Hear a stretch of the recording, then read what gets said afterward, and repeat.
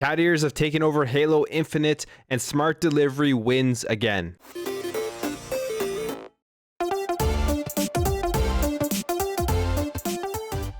So as we know, Halo Infinite is a free-to-play game, and one of the biggest ways that these games make money, or pretty much the main way they make money, is through microtransactions for cosmetics, as well as what we've seen for things like the Battle Pass and being able to purchase that premium Battle Pass. Now, there has been a lot of people complaining, being angry about the price of microtransactions within Halo for single cosmetics. We can see headlines that have come out like this one here: Halo Infinite players want to boycott purchases from in-game store.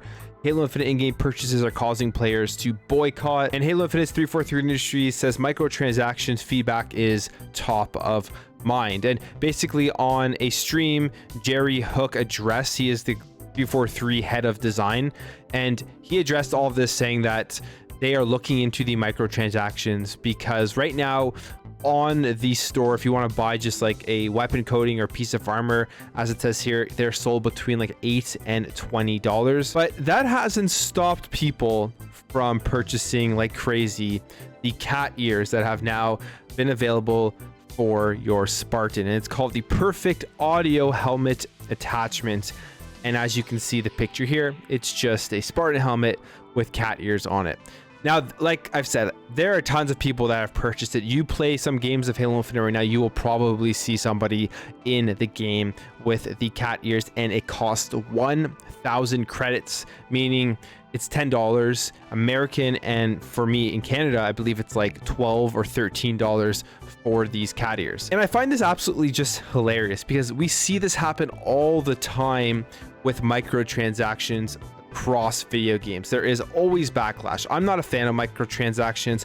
I don't really like them. I've never ever really gotten into microtransactions. I mean, I bought the premium Battle Pass, and I would say that's one of the rare times I've actually spent money within a free-to-play game. That's just me.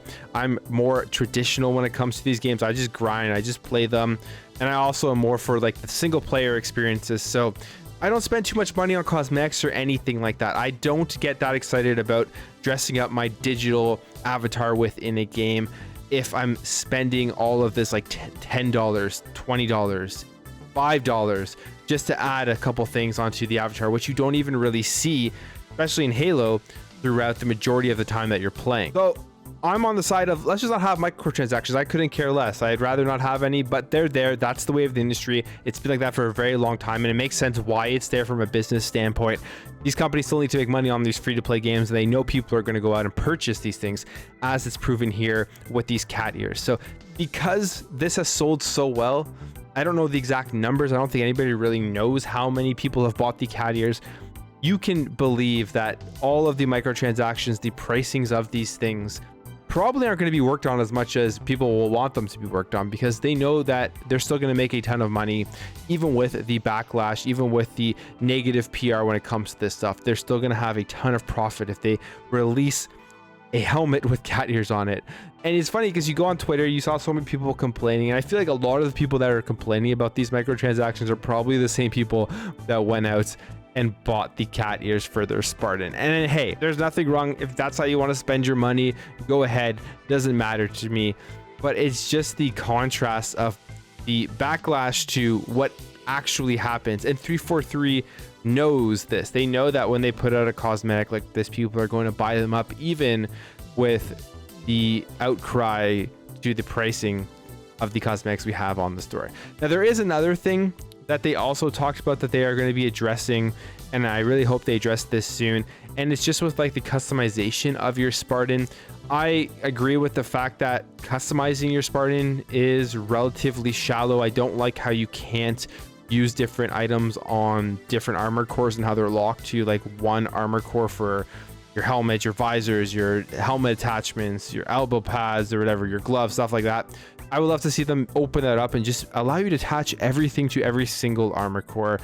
And then maybe if there's like super special ones like the Yoroi, then you have those specific attachments that only work on that. But yeah, I would like to see that change. And they say that that is top of mind, at least the customization as what they're going to be working on going forward. So this is a pretty interesting thing I want to talk about, and again, it has to do with smart delivery. As we know, throughout this generation, smart delivery has been absolutely winning when it comes to upgrading your games from the Xbox One to the Xbox Series generation. I mean, it's just so easy. You put in a game, no matter what console generation it's on, your Xbox knows right away, and you don't have to worry about, did you download the right copy, are you getting the enhanced version, all that kind of stuff. But we've seen that issue pop up multiple times with the PlayStation 5, as they don't have a smart delivery system within the console, and we are seeing it again with the Grand Theft Auto Trilogy, the definitive edition, if you are going out and purchasing the physical version. So this is a tweet from Ben Turpin, and Ben Turpin covers news content on Rockstar Games and works at Rockstar Intel.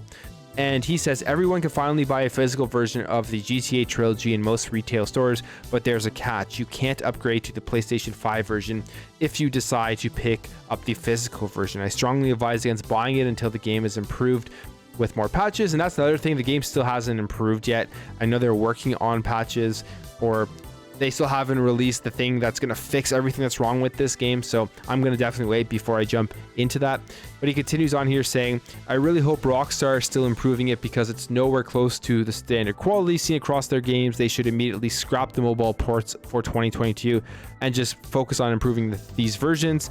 And if you buy the Xbox One version, the free upgrade to the Series XS version is available right out of the box. Not sure why Rockstar aren't giving PS5 owners a free upgrade. And that's a great question to ask. Is that on Rockstar, or is that on the smart delivery? And based off of the previous times that this has occurred, it is most likely based on the smart delivery system that is not there with the PlayStation 5. So that's just another great feature within the Xbox Series X and S that the Xbox team thought about well in advance before the release of these consoles, and it really just improves your quality of life with the system itself. Because I mean, we've seen this issue all the way from the beginning of this generation. I mean, one of the biggest ones I can remember is with Call of Duty Black Ops Cold War. We had countless people installing the PS4 version of the game rather than the PS5 version, and then there was some sort of bug where they couldn't actually install the PS5 version, and they had to like restart their console or reset it or something along those lines. And you don't have those problems with smart delivery, and it's one of my favorite features on the Xbox Series X and S. But anyways, guys, that's it for me. Let me know what you think about this stuff. Did you get the cat ears? I will not judge you if you did. I couldn't care less, but it's just funny how many people are buying it. And what do you think about the physical versions of the GTA Definitive Edition and not getting that upgrade for PS5? If you enjoyed this video, make sure to hit that thumbs up button. If you're new here, you like what you saw throughout this video, I'd really appreciate you hitting that subscribe button. Help this channel grow, help grow this community so we can have great conversations in the comments below. Thank you again for watching. Thank you for your support, and I'll catch you in the next video.